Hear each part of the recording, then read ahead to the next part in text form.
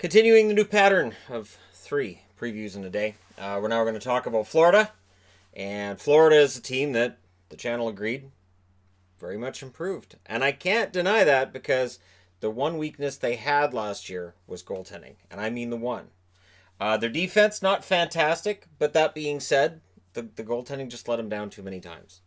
And this is why there was a large turnover in net. Basically the largest you can have, which is your starter and your backup are both gone the following season. They had 86 points this past season, which is something considering their goaltending was not great. 96 the year before that, 81 the year prior to that, 103 in 2015-2016, and in 2014-2015, 91. This has not been a bad team. They haven't really had that bottom-out moment, but the only playoffs they've experienced is in 2016, where they were in round 1. And they were taken out in round 1, and that's it. And this is a team that hasn't won a round of hockey since before Columbus came into the NHL. It's been a long time. So when you're looking at this team, and I get accused of sometimes being too nice to them, the thing is, their goals for, they had 267. That's 9th in the National Hockey League. Their attack was great. 280 goals against. That's 28th in the NHL. That's not good enough.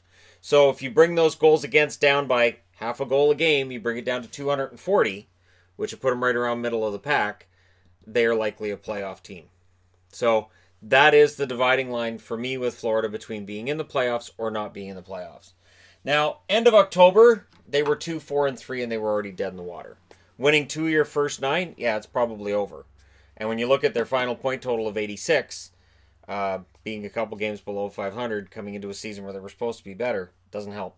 10-10-4 after November, 17-15-6 after December, 20-20-8 after January, 28-25-10 after February, 35-32-12 after March, and 36-32-14 when the season's dust had settled in April. So overall, it's not a horrible record, but those 14 overtime losses definitely made it look better than what it was.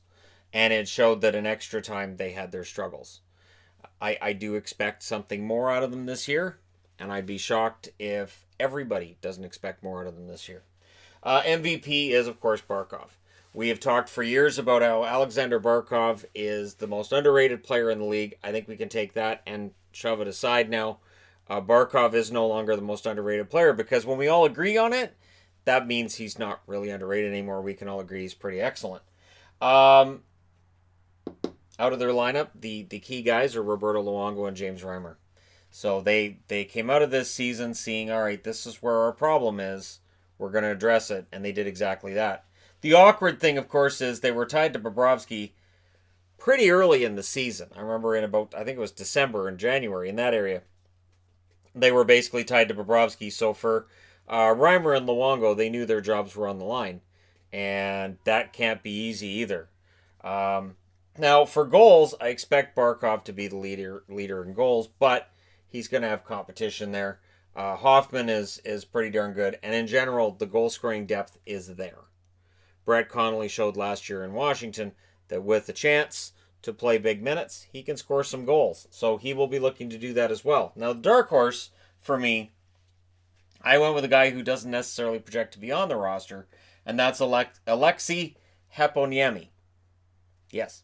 Dark horse for me that he will step into this lineup, likely end up with a spot on the wing, I would figure, and maybe he turns out to be pretty solid NHL player for them. And then with what about, I went with Jace Haraluk, who definitely played well when he played. The offensive upside, who knows? Maybe, maybe not. But he's an interesting figure because I don't have anybody for trade bait with Florida. This is a pretty solid roster. But if he makes it, maybe Colton Sevier ends up being trade bait. There's not really anybody I look at with the Florida Panthers right now and I say, hey, if he doesn't get off to a good start, he may be out of town. This is a very stable, considering where they've been, their lack of overall success. It's a pretty stable roster. I think the management understands they just had that flaw in the net. And with that hopefully rectified, the Florida Panthers should be a playoff team. And I'm going to say right now, if this team doesn't make the playoffs, they're going to have a new general manager next summer. Now, when you look at this lineup up front, you got Huberdeau, Barkov, and Dadonov on that first line.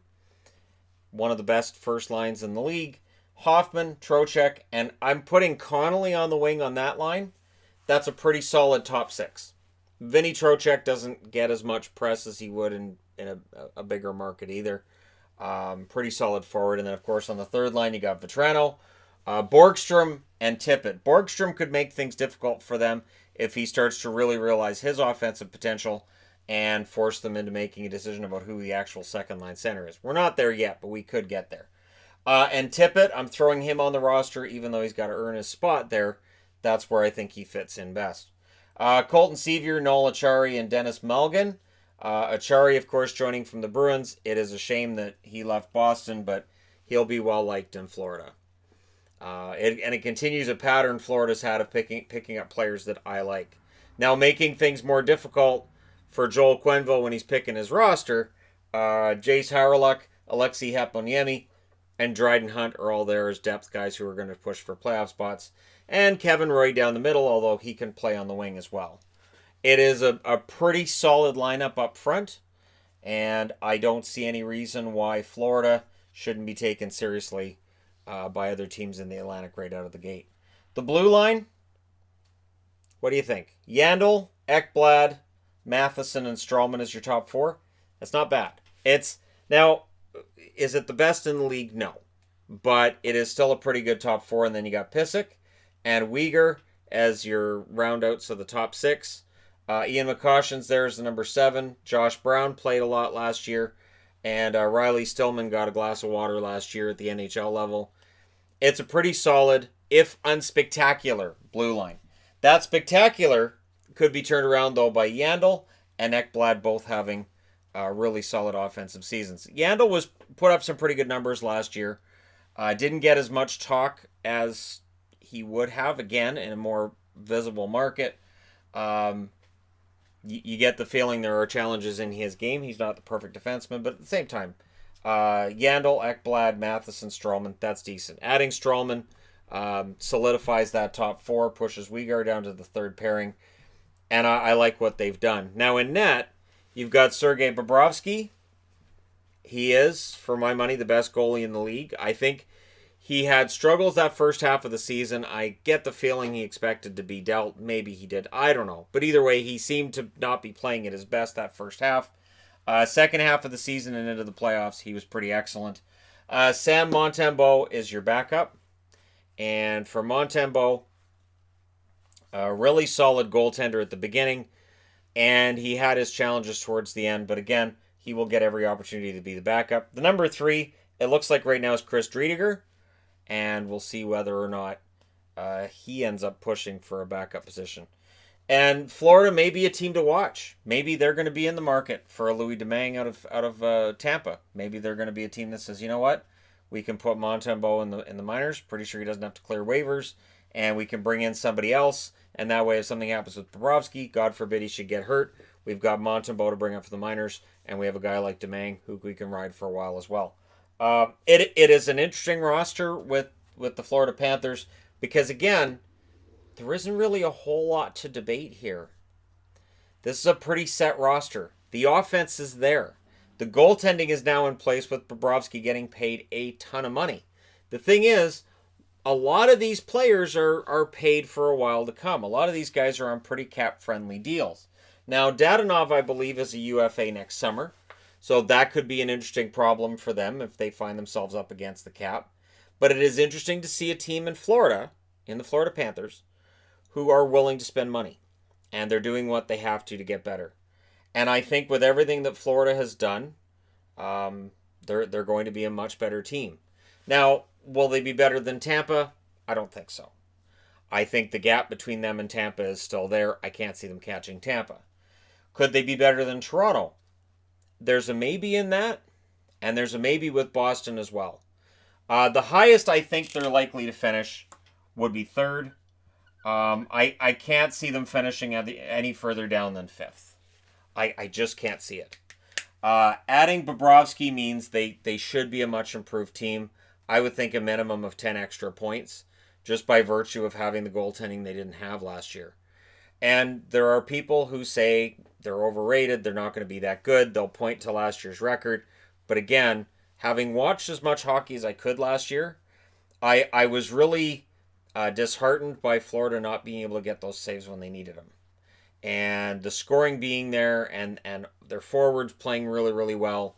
But when you don't have that save you need when you desperately need it, it really negatively impacts the rest of the team. It's going to be very interesting. Bobrovsky, I expect him to play 60, 65 games. At the amount of money he's making, he's going to play a lot. And I expect Joel Quenneville to also help this team improve. And that's something that I think just that alone, just adding Quenneville, improves this team's chances of making the playoffs. And it should help their defense as well. So if they can keep their goals for exactly the same, they knock down their goals against, we're looking at a team that should absolutely be in the playoffs. When I was doing my standings and trying to figure out exactly where everybody's going to finish, and I'm going to do it. Once the previews are all done, I'm going to sit down and I'm going to do my best to figure out some kind of a system and go, okay, here's where I'm predicting everybody's going to finish. Rather than just this. For the previews, I'm just doing this because I don't want to get into, okay, I'm locking this team into this position, because then people tend to fixate on that. So I'll do an entire video on a team where I give you what I think is the good and the bad of all of it, and then people will just fixate and go, well, you picked them to be 7th. That's ridiculous. So I'm not doing that this year. And then after all these videos are done, I'll sit down and I'll try to come up with where I think everybody's going to finish. Hopefully that's before all the annuals are out.